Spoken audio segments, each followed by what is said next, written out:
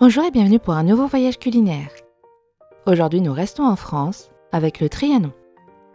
Pour ce plat, vous aurez besoin de 2 fétus, un batteur, un tamis, une fourchette, un cercle de pâtisserie, du papier cuisson et ou du film rhodoïde, une cuillère, une maryse, un mortier et pilon et une casserole.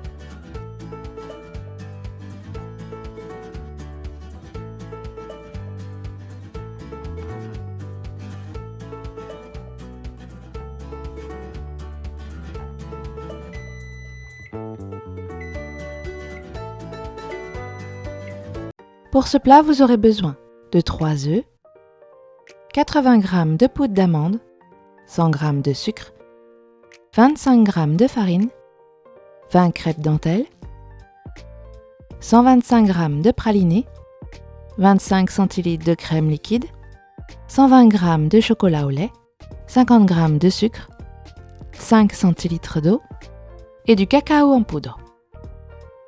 On va commencer le gâteau par la dacquoise et pour ça on sépare le jaune d'œuf du blanc.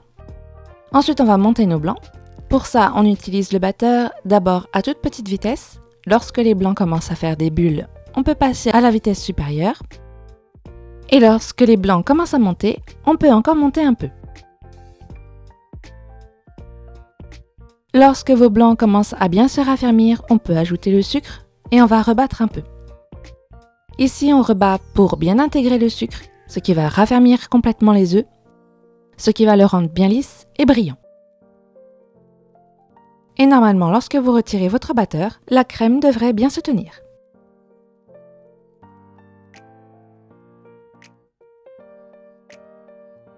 On va ensuite incorporer dans nos blancs montés la poudre d'amande et la farine.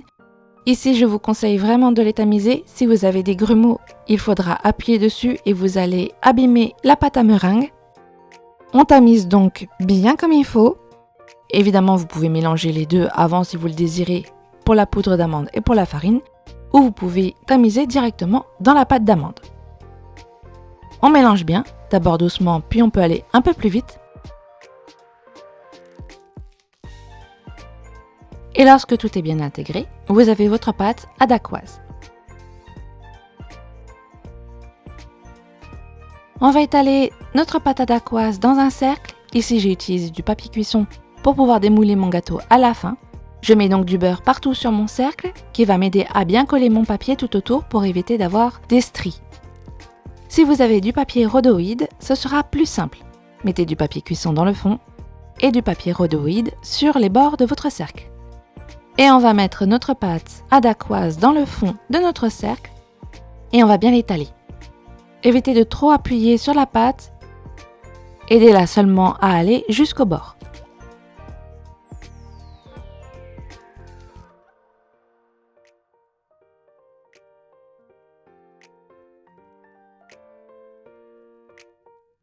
On va ensuite préchauffer notre four à 180 degrés.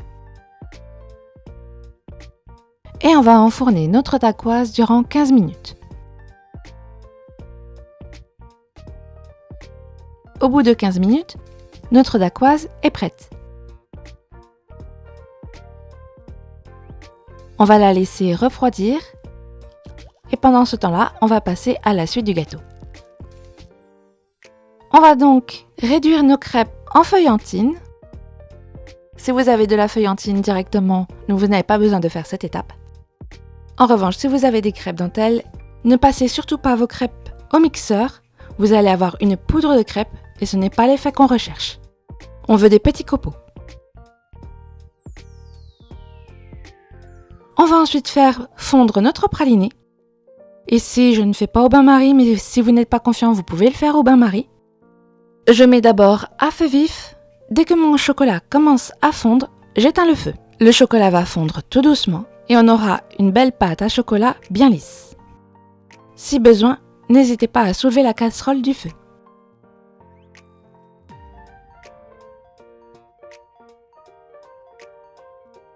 On va ensuite incorporer notre chocolat dans notre feuillantine. Et on va bien mélanger notre chocolat avec les crêpes dentelles. Il est important que le chocolat soit bien réparti, autrement notre croustillant risque de ne pas tenir.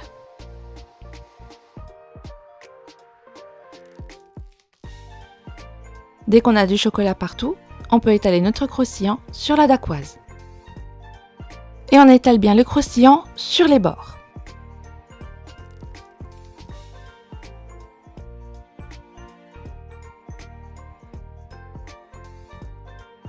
On va ensuite terminer notre gâteau pour la troisième étape. On va monter notre crème liquide en chantilly. Ici, je l'ai faite un peu ferme mais pas trop. Et si vous le désirez, vous pouvez la faire plus ferme que ça. À la fin, votre mousse se tiendra un peu mieux. Il faudra juste bien faire attention à l'étaler sur les bords pour éviter d'avoir des bulles dans votre mousse.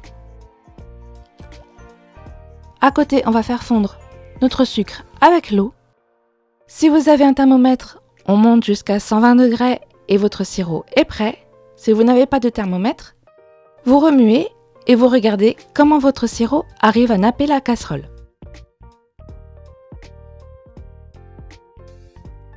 Lorsque ça nappe assez bien, votre sirop est prêt.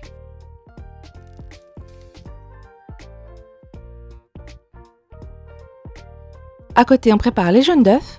Il faut les battre un peu.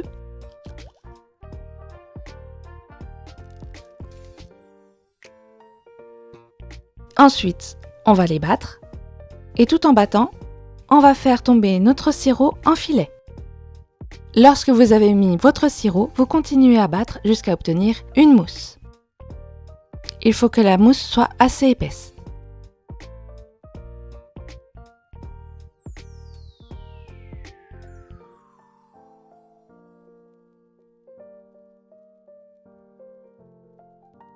On fait ensuite fondre notre chocolat au lait. Ici, on fait exactement comme pour le praliné. Et si vous le désirez, vous pouvez remplacer le chocolat au lait par le chocolat noir. Je trouve le chocolat noir trop fort, je mets donc du chocolat au lait. Et dès qu'on voit que tout est bien fondu, notre chocolat est prêt.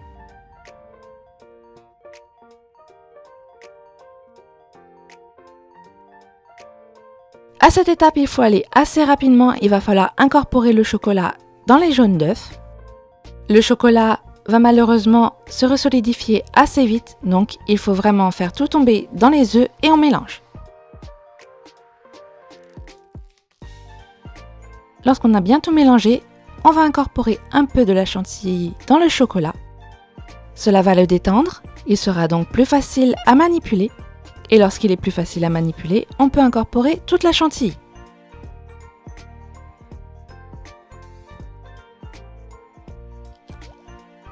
On vérifie bien qu'il n'y a plus de masse de chocolat dans notre crème chantilly. Et lorsque vous avez bien mélangé, votre mousse au chocolat est prête.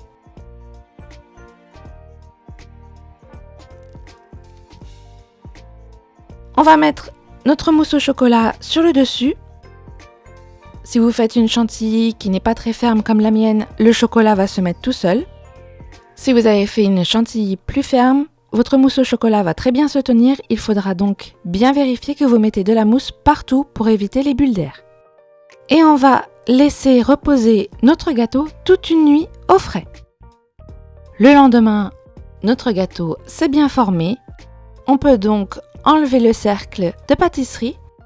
Ici, le mien s'ouvre. Si vous avez un peu de mal avec un cercle qui ne s'ouvre pas, vous pouvez chauffer un peu le cercle de votre pâtisserie.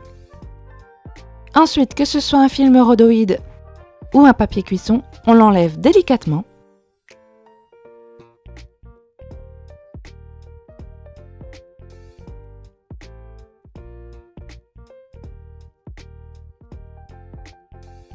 À l'aide d'une spatule, on passe sur le bord de notre gâteau pour enlever les éventuelles ondulations.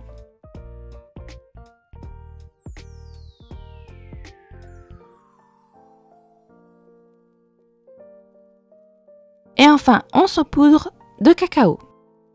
Si vous le désirez, vous pouvez remettre également un peu de décoration, comme des crêpes dentelles ou autres.